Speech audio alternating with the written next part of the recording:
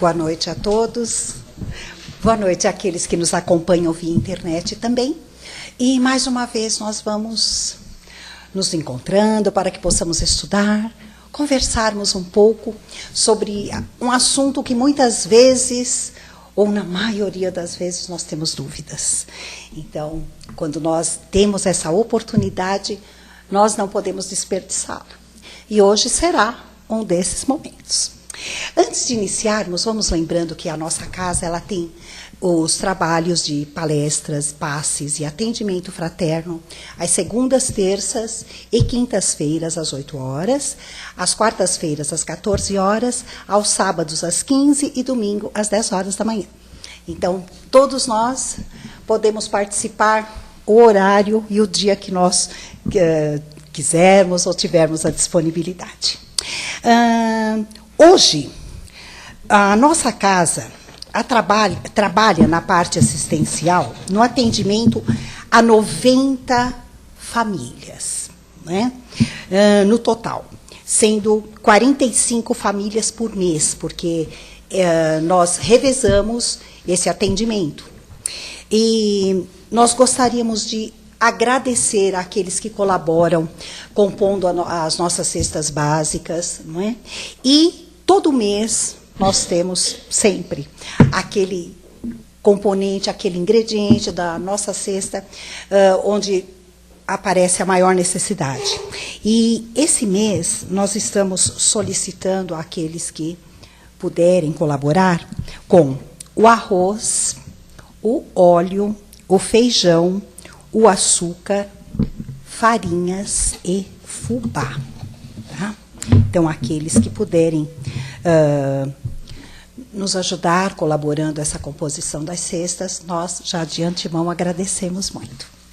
E, como sempre acontece, no final do ano, nós temos aquela procura para que possamos presentear as nossas crianças no Natal, né? Crianças essas que fazem parte dessas famílias assistidas. Esse ano nós temos um diferencial. Todos os anos, a nossa famosa sacolinha, ela é composta por roupas, não é? Uma vestimenta. Este ano, não. Este ano, a sacolinha será um brinquedo. Então, aqueles que desejarem pegar a fichinha, né, para poderem presentear a criança, é só procurar a Socorro no final da reunião, na quinta-feira. Tá? Na quinta-feira, Socorro, a Sandra, para quem chega mais cedo, poderá falar com a Sandra e pegar a fichinha. Tá bom? E nos outros dias, sempre um dirigente da casa poderá atender. Tá? É só solicitar. Bom, então vamos, gente. Vamos, então, levando o nosso pensamento até Deus, nosso Pai, através da figura de Jesus. Que os amigos da espiritualidade neste momento possam nos envolver ainda mais. Já nos sentimos envolvidos e abraçados quando adentramos esta casa. E agora, vamos deixando que as nossas mentes se aclarem para que possamos assimilar e aprender um pouco mais dentro dos ensinamentos da doutrina, do Evangelho de Jesus. Que possamos fazer desses ensinamentos a pauta para a nossa vida, para os nossos dias. Para que possamos encontrar as respostas, para que possamos saber exatamente qual atitude, qual ação que devemos ter em relação aos acontecimentos de nossas vidas. E é assim que, neste momento, nós vamos dando início a mais uma reunião. Que assim seja, graças a Deus. E agora nós vamos acompanhando Paulo, que vai fazer a palestra para nós, falando sobre os finados. Seja feliz, Paulo. Obrigada. Bom, boa noite a todos. Hoje seria a palestra do nosso querido Caetano, porém ele teve que acompanhar a esposa dele um procedimento médico, né? Mas está tudo bem, graças a Deus. Mas aí eu tive a incumbência de substituí-lo, então eu espero fazer a contento, né? Bom, hoje, como a Raquel disse, a palestra é sobre o dia de finados, na visão espírita. Eu fui pesquisar um pouco sobre esse dia, né? De onde surgiu esse dia. Vocês já pararam para pensar no nome, né? Finados, vem de fim, né? A pessoa teve um fim, não é? E tem várias explicações para esse dia, mas a gente sabe que é uma festa, porque alguns povos até fazem uma festa, mas é uma comemoração, né? É uma lembrança muito ligada à Igreja Católica, da tradição católica, né? Interessante que eles escolheram uma data muito próxima do Dia de Todos os Santos. É quase como que eles quisessem unir aqueles irmãozinhos que já foram, né, para outro plano, com um dia que é consagrado a cultuar, digamos assim, todos os santos, né? Então é como se eles tivessem posto os nossos queridos lá próximos, né, dessa data. É interessante que quando a gente vai nos cemitérios, principalmente aqueles cemitérios mais antigos, Consolação, do Araçá, né? Hoje os cemitérios são mais novos, né? Mas no Araçá, outros cemitérios mais tradicionais, no cemitério da Consolação, vocês já repararam como que são os túmulos? Geralmente são de mármore, tem lá em cima nossas imagens, né, de Maria, Jesus, dos anjos, né? É como se, acho que a família quisesse fazer uma última homenagem àquele serzinho que desencarnou, né? E de alguma forma ter a certeza que ele está junto de Maria, junto dos anjos, né? A morte é algo ainda muito difícil para a maior parte de nós, né, encarar. O Espiritismo ele vem nos ajudar muito, porque a gente começa a ter uma outra visão dela. Mas se a gente fosse pensar no pensamento antigo, no pensamento católico, né, seria como se fosse o fim dessa existência, aí eu vou ficar aguardando a volta de Jesus para ser julgado, para ver se eu vou para o céu ou para o inferno, né? Isso até, cada religião tem uma visão sobre isso. Uns acham que eu já vou imediatamente para o céu ou para outro lugar, outros acham que eu vou ficar dormindo no túmulo à espera de Jesus. Tanto é que muitas vezes nos trabalhos espirituais não é muito incomum a gente conversar com irmãozinhos que desencarnaram e que estão ainda lá próximo ao corpo, esperando a volta de Jesus, né? Dormindo, esperando, né? Então, nos trabalhos espirituais até é feito algum tipo de conscientização para que ele possa finalmente ir lá para os planos, né, de recuperação, como o nosso lar, como planos semelhantes, né? Interessante, não sei se vocês sabiam, mas na tradição judaica, né, a reencarnação existia. Interessante isso, né? Porque quando até alguns irmãozinhos evangélicos falam, não, mas a reencarnação não está na Bíblia, né? Mas na tradição judaica, da onde veio Jesus, existia a reencarnação. E aí, em algum concílio aí, foi retirada a palavra reencarnação e foi posta a ressurreição. Então, dentro desse conceito ressurreição, os nossos irmãozinhos católicos e outros assemelhados pensam que a gente vai ficar lá no túmulo esperando a volta de Jesus triunfal no céu.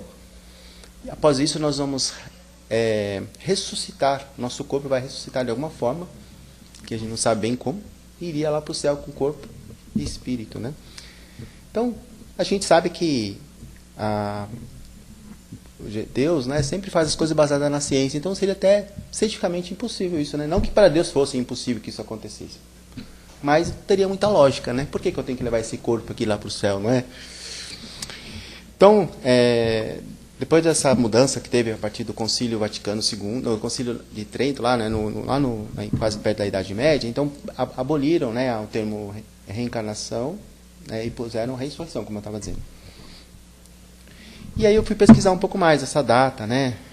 Eu vi que o Leon Denis, que é um grande mestre, né, do Espiritismo, ele fala que dentro dos povos celtas, lá no começo da idade cristã, lá nos anos 1, 2, os povos celtas celebravam, né, esse dia, próximo de novembro, mais ou menos, e os druidas, que eram os conselheiros desse povos, também faziam essa celebração. Então, daí a Igreja Católica emprestou essa data, né, para celebrar esse dia. Então, aí me perguntam sempre, gente, nós espíritas podemos ir no cemitério visitar o túmulo dos nossos parentes? O que eu acho legal na doutrina espírita é que não existe não pode ou pode. Cada um vai ver como se sente, né? Se para aquela pessoa ir no cemitério visitar o túmulo do seu ente querido faz de alguma forma ela se conectar, pode ser que seja interessante, né? Agora, será que esse espírito que desencarnou, ele vai receber essa vibração lá onde quer que ele estiver? Com certeza, né? Toda oração, toda a prece que a gente faz, e é uma prece sincera e verdadeira, ela vai atingir o seu destino. Agora, uma coisa que até o texto diz aqui, a gente não pode garantir que esse nosso irmãozinho esteja lá na hora que a gente for fazer a visita, porque nem sempre eles têm a permissão, ou nem sempre eles estão preparados para poder ir lá falar conosco, né, mentalmente. Alguns deles já faz tanto tempo que já até reencarnaram, né? Já até estão num outro momento, né, já reencarnados. Mas assim, de qualquer forma, cada vez que nós temos o desencarne de algum ente querido, né, nós passamos a refletir muito sobre a vida, né? Nós ainda, nesses estágios evolutivos que temos, né, a gente ainda sente muito quando alguém que a gente gosta muito desencarna. É claro que na convivência com nós, que abraçamos a doutrina espírita, a gente vê que é muito mais suave essa passagem, né? Porque a gente tem muita esperança de que essa pessoa agora vai ser cuidada, de que ela está num processo de reavaliação. Mas, de qualquer forma, ainda somos encarnados, ainda somos seres em evolução, então, com certeza, né, quando algum ente querido desencarna, a gente sente, é como se a gente nunca mais fosse ver aquela pessoa, né? Como pode, né, aquela pessoa, uma mãe, um pai, um irmão tão querido, como é possível essa pessoa ir para um lugar que eu nunca mais vou ver essa pessoa, né? Então isso nos deixa muitas vezes em desespero.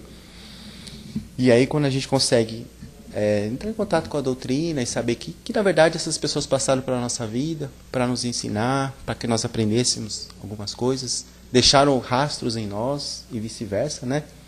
Parece que tudo começa a ficar mais tranquilo. De alguma forma, essas pessoas que nós amamos, que foram para outro plano, estão aqui dentro da gente, né? Com os ensinamentos que elas nos deram, com a nossa própria vida, né? Nos inspirando. E quando a gente lê os livros espíritas, nos consolam muito, né? Desculpa. Quem leu, por exemplo, o Nosso Lar, viu, né, como ele ficou errante por muito tempo lá no umbral, até que finalmente, depois de 7 anos perambulando pelas regiões do umbral, ele foi acolhido, né, pelo Clarencio. É interessante que o Clarencio estava lá do lado dele, muitas vezes, porém, né, só que ele não via, porque ele ainda estava arraigado a questões da terra. Quando ele orou e olhou para o lado, parece que como se aparecesse lá o Clarencio ao lado dele e levou ele finalmente para ser cuidado lá no Nosso Lar, né? Então, interessante isso, né? No plano maior, nem todos os espíritos veem outros mentores, porque ainda não estão no mesmo grau, né? Não consegue.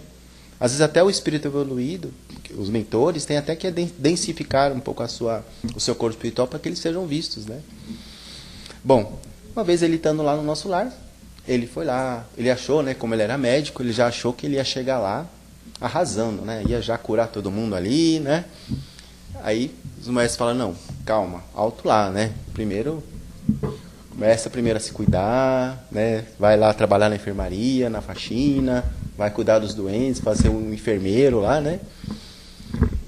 Mas uma coisa que eles falavam muito para ele, olha, quando o trabalhador está pronto, o trabalho aparece, né? Isso também vale para muitos de nós, né? A gente já queria logo estar aí, né? Mostrando serviço, né? Mas primeiro a gente tem que se preparar para que a gente mereça o trabalho que nos vai ser confiado. Uma vez ele estando lá no Nosso Lar, ele sempre lembrava da esposa, né? Eu sei que eu estou contando algo que vocês já conhecem, mas é sempre bom relembrar, né? Ele lembrando da esposa, dos filhos. Finalmente chegou o grande dia. Ele foi autorizado a descer para a terra, né? E ele falou, nossa, eu vou chegar lá, minha esposa vai estar morrendo de saudade de mim, né? Vai estar cheio de fotos minha para a casa inteira, né? Quando ele chega aqui, qual a surpresa dele ao ver que a esposa já estava casada com outra pessoa, né? E não tinha a foto dele lá na casa dele. Mas é interessante que as pessoas registravam a presença dele de alguma forma. Os entes queridos. Acontece muitas vezes com a gente isso, né? A gente está em casa e sente uma presença, né? É bem provável que nossos irmãozinhos estejam nos visitando. A gente tem que tomar algum cuidado de não ficar mistificando, né? Mas com certeza eles vêm nos visitar quando é permitido a eles, né?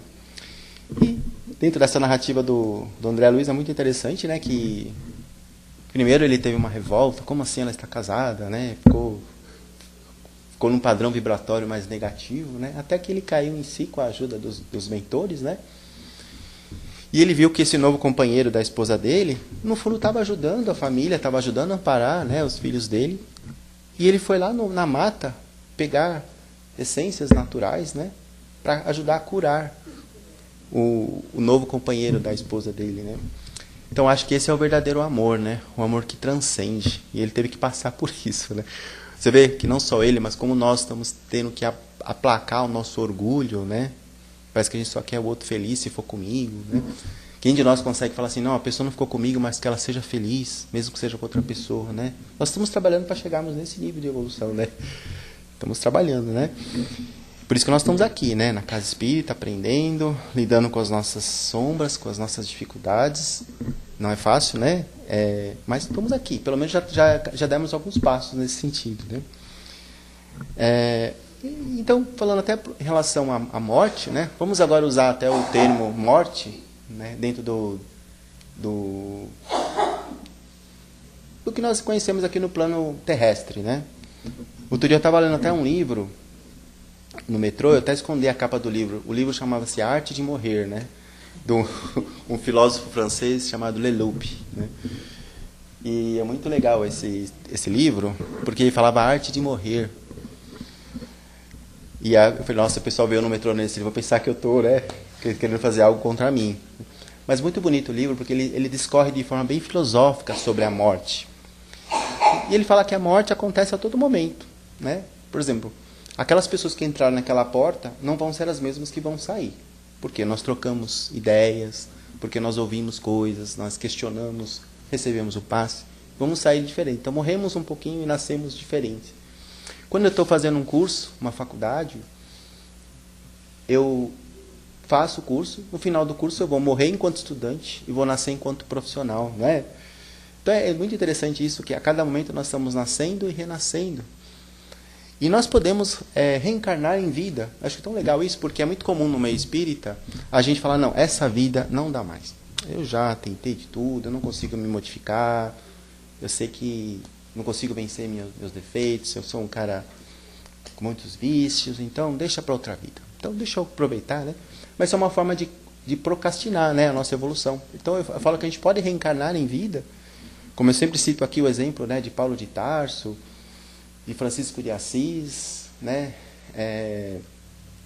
Quantos outros, né, pessoas da humanidade que reviram a vida deles e começaram a ser pessoas melhores, né? Mas uma coisa é fato, saber que existe essa finitude ainda no plano terrestre, por incrível que pareça, esse livro dizia que a morte, eu estou usando a morte porque ainda estou falando um pouco desse campo material, né? A morte dá um certo sentido à nossa vida, porque de alguma forma a gente sabe que tem um começo e um fim aqui na costa terrestre, né? Então por isso eu vou ter que aproveitar o melhor possível essa existência, eu vou ter que fazer o meu melhor, me melhorar a cada dia, e dar uma dinâmica para a nossa vida. E vocês já repararam que quando a gente perde, quando a gente tem algum ente querido nosso que desencarna, né, perde, eu estou falando assim para o campo terrestre, né? Vocês já repararam como a gente começa a questionar a nossa própria vida? Como a gente começa a falar, nossa, eu também vou um dia, né, desencarnar, então como vai ser isso, né? Faz a gente rever muitas coisas na nossa vida. E mesmo pessoas que passaram por a quase morte, pessoas que tiveram uma doença muito grave, estiveram à beira da morte e depois conseguiram se recuperar, grande parte dessas pessoas começam a rever muito os seus valores. Como é que ele leva a vida, né? O que eu estou priorizando? Será que eu estou dando muito valor a pecuinhas que eu posso deixar para lá? Será que eu estou falando para as pessoas que eu as amo? Será que eu pratico toda a caridade que eu deveria praticar? Claro, cada um reage de um jeito, né? Se a gente tem pessoas que devem até se revoltar contra isso, blasfemar contra Deus, né? Mas grande parte das pessoas começam a melhorar a sua qualidade de vida quando tem uma situação dessa de quase morte, né? Até tem um autor de um livro que trabalhava com pacientes oncológicos, que ele falava assim, por que a gente tem que esperar passar por essa situação limite para a gente começar a rever a nossa vida? Por que a gente não pode cada dia rever um pouco mais, né? E começar a se melhorar cada dia um pouco mais, né? Bom, aqui no texto, esse texto, né, não falei no começo, ele é escrito pelo Ismael, né? E o nome do texto é Dia de Finados na Visão Espírita, né? Ele até fala assim, né? Se a gente tivesse desencarnado hoje, será que nós gostaríamos de receber a visita num cemitério, né? Provavelmente não, né, gente? Provavelmente a gente gostaria de ser lembrado numa casa, na nossa casa, na sala, né? Sei lá, um lugar mais agradável, num jardim, né? Então, volto a dizer, não que a gente seja contra que a gente possa ir. O importante é o significado que a gente dá para esse momento. Se para eu ir lá no cemitério, fazer uma prece, colocar uma flor, e isso de alguma forma me ajudar a me conectar com aquele momento, tudo bem, né? Mas não necessariamente, né? E o que eu acho legal também no Espiritismo é que a gente, normalmente, a gente não tem rituais do tipo casamento, batismo, a gente não acha necessário. Mas que impede que, olha, minha noiva é católica, a família dela quer que eu me case na igreja. Tudo bem, a gente não é contra, né? Tudo que a gente faz com sentido, com significado, também é válido, né? Acho que isso que é legal. Mas na nossa visão espírita não é necessário que a gente vá até o local, né?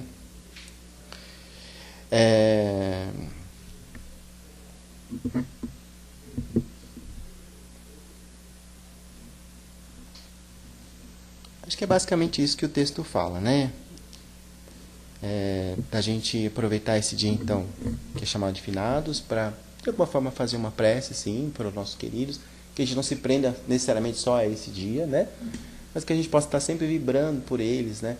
A gente vê também na literatura espírita o quanto a oração que a gente faz para os nossos entes queridos, com certeza chega até eles, onde quer que eles estejam, e ajuda a curar as feridas que eles ainda carregam, né? Porque quando a gente desencarna, a gente ainda leva para lá, para o plano maior, né, algumas mazelas que a gente tem aqui na Terra, né? Algumas doenças que estão no nosso plano físico também afetaram o nosso equilíbrio perispiritual, o nosso equilíbrio físico. Então, todos nós que ficamos aqui podemos sim orar por eles, né? E eles de alguma forma estão também nos assistindo, né? Agora, a gente sempre lembra dos nossos entes queridos, né? Pedindo até uma orientação para eles, pedindo até uma luz, né? Não nos esqueçamos que eles também são seres em evolução como nós, né? Não é porque eles desencarnaram que vão ser seres de luz, né? Eles também são seres em evolução. Então, que nós possamos ter esse intercâmbio aí que a doutrina nos permite, com muito carinho, com muito afeto, trocando energias amorosas, né? E que onde quer que eles estejam, com certeza também estão vibrando por nós dentro das suas possibilidades, né? Então, acho que é basicamente isso que eu queria falar para vocês, né, sobre o tema de hoje. E agora a Raquel vai para a segunda parte, né? Alguém gostaria de fazer alguma pergunta, algum comentário? Eu gostaria. Gente, o tema é rico, né? Até para a gente complementar, né? Fiquem à vontade, viu? Não é? Nós temos o costume de ter um túmulo, não é? E ali estão todos os nossos parentes, os nossos conhecidos, né? O Kardec parece que fala, né? Não sei aonde, acho que é no Livro dos Espíritos. Isso é um costume piedoso, porque congrega os parentes, os amigos, né? Que vão ali prestar uma homenagem, uma prece para todos aqueles que ali estariam ali, ou estariam em outros lugares, né? Uhum. Mas esse seria a grande finalidade. Sim. Estar ali para fazer uma prece para todos os que partiram. Não é? Sim. É isso que eu queria. Obrigado, viu? Bem lembrado, né? Na verdade, nós, quando nós fazemos rituais, no plano que a gente ainda está, a gente precisa muitas vezes de alguns rituais de despedida, né? Quando tem todo aquele ritual do velório, do enterro, que a gente coloca lá o corpo, ou vamos cremar, depois vamos jogar as cinzas no mar. Tudo isso é um ritual. Nós ainda precisamos de rituais, até para que a nossa alma se acalme, né? Na psicologia a gente fala que tem o famoso luto, né? Quando eu perco alguém, quando eu perco, né? Eu falo perco no sentido mais usual, né? Claro, no fundo a gente não perdeu, né? Mas quando alguém desencarna, eu ainda tenho necessidade de elaborar aquele luto, tem que assimilar aquela situação. Então todos esses rituais, né? Do velório, do enterro, do até eventualmente visitar lá o túmulo, pode ajudar. Psicologicamente falando, isso pode ser útil, né? Sim, né? Tá bem. Mais alguém?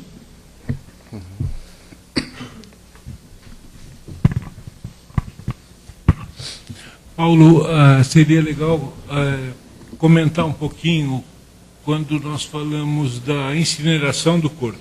Né? Na doutrina espírita, qual o tempo que normalmente se reserva para poder fazer a cremação? Bom, eu não sei precisar, não sei se a Raquel sabe, né? Mas eu sei que tem uma orientação, sim, dos espíritas, né, Raquel? 72 horas. 72 horas. Porque o corpo ainda está em desligamento, né? Para que possa ser doado. Aí tem várias discussões em torno disso. Será que eu posso tirar os órgãos para doação? Será que eu não vou sentir falta lá no plano maior, né? Mas o que a gente fala muito aqui no meio espírita é que esse gesto de tanta generosidade, né, de caridade, de doar o órgão, né, que de alguma forma o plano espiritual deve auxiliar também, né? Sim. Tem tudo uma razão, né?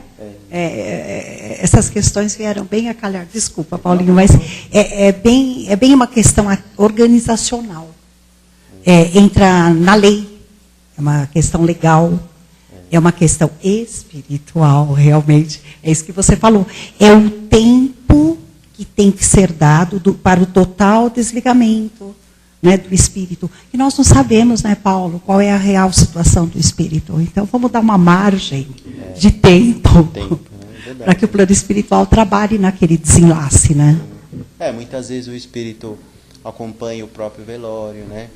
Como é que estão lá as pessoas. Depende muito de cada espírito, né? Tem uns que estão tão em desequilíbrio que eles são levados para tratamento, né? Então, como a Raquel disse, é muito relativo. Mas a gente tem essa margem, que eu não sabia exatamente o período, né, de 72 horas, para que possa ser cremado, né, para que o espírito fique bem, né, de alguma forma, né. Isso mesmo. Mas alguém? Sim. Oi, Paulo, boa noite. Então, a gente sabe que para a mãe a perda de um filho é muito dolorosa, né? E não a gente sempre pensa assim, primeiro eu deveria ir do que o meu filho, que é mais jovem, né? Assim, eu queria que você falasse um pouquinho sobre essa recuperação de uma mãe, para que ela possa fazer algo para a outra, né? Fazer uma caridade, alguma coisa, para que ela fique bem também. Porque aqui talvez não sei se tenha pessoas que já passou por isso, mas eu acho que pelo menos quem está na internet tem algum caso, e eu acho que é interessante a gente falar, né, dessa que a gente essa entrega, né, para outra, para se fazer o bem para si próprio, para ela se sentir bem e também estar bem com aquele que já desencarnou. Verdade, obrigado, viu? Bom, eu estava até assistindo esses dias aquele filme, estava reassistindo o filme As Mães de Chico, né? E é muito interessante porque esse livro, esse livro e esse filme, né? Ele fala de pessoas que foram buscar a mensagem de Chico Xavier para se confortarem diante da perda, né, de um ente querido, né, diante da desencarne de um filho, né. E num desses são várias histórias, né, que o filme conta, mas numa dessas histórias teve uma mãe que perdeu um filho ainda pequenininho, né. E o Chico, na mensagem, falou, né, que esse espírito tinha só um breve momento para passar aqui, que ele precisava só um contato físico com a mãe. E de alguma forma isso vai aplacando, né, a angústia, né? Às vezes tem pessoas que têm pouco tempo de passagem aqui, porque só precisa complementar algumas coisas para aprender, para burilar. Tem irmãozinhos que acabam encarnando em uma condição física ainda precária, né? Duram poucos dias, né? Mas nada é perdido, né? Sempre tem um motivo. E a gente ainda vai entender ainda o porquê, né? Eu concordo, não deve ser fácil mesmo para uma mãezinha ou um paizinho desencarnar um filho, né? Ter um filho desencarnado. Mas de alguma forma a doutrina nos consola muito, né? Nesse sentido, né? Se você quer complementar alguma coisa? Não, é isso mesmo. Tudo tem uma razão que nós desconhecemos na maior parte das vezes, né? Nós não conhecemos nem as nossas, né, Paulo? É verdade, né? E às vezes nós queremos interferir na razão do outro. E essa dedicação que ela deve procurar fazer para poder confortar ela, né? Por aí, para se confortar. Na medida do possível, né? Possível para ela procurar uma ajuda, né? E ela vai receber esse bem-estar que ela está fazendo, né? E a gente fala também muito que o Espiritismo é consolador, né? Porque de alguma forma ele nos ajuda a entender, né, essas situações, né? E isso nos acalma, né? Mas de fato nem sempre a gente consegue tão rapidamente fazer essa elaboração, né? Paulo, obrigada. Obrigado, viu? Em nome de todos. Eu que agradeço. O Paulo, mas ele vai ficar aqui até meia-noite hoje, né? Tá? Qualquer dúvida. Obrigada, Paulinho.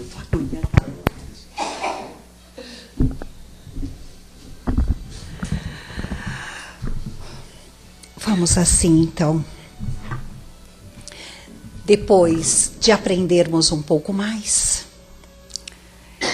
para que possamos assimilar todos esses ensinamentos e também podermos passar adiante os nossos sentimentos que neste momento se afloram de forma positiva.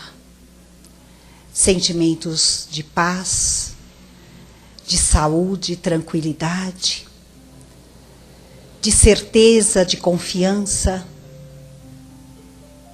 Vamos unindo tudo isso de melhor em nós e vamos levando a todo o nosso planeta Terra.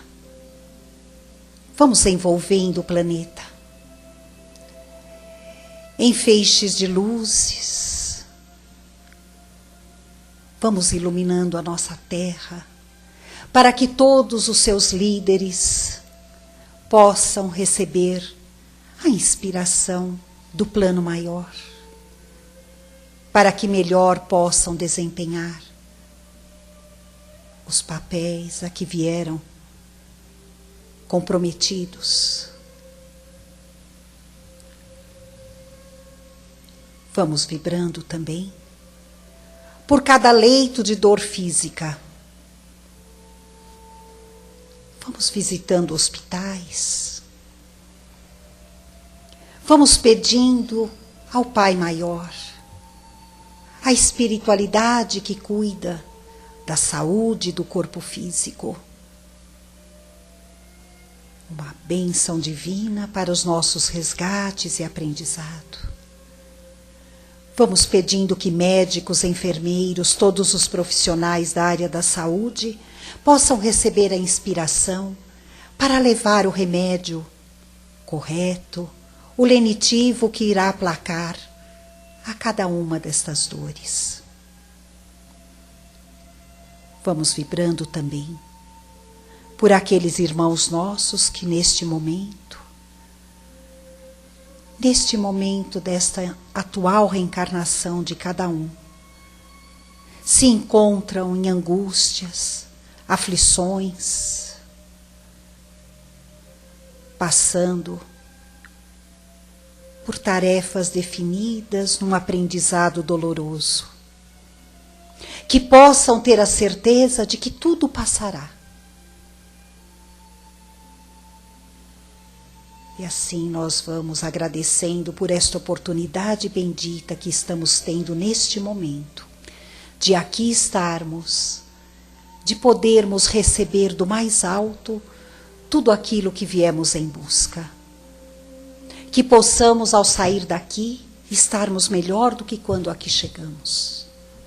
Que possamos ter uma semana de muita luz, de muita lucidez, de muita sensatez. Que a espiritualidade, que Jesus, o nosso Mestre, Deus nosso Pai, nos abençoe, agora e sempre. Que assim seja.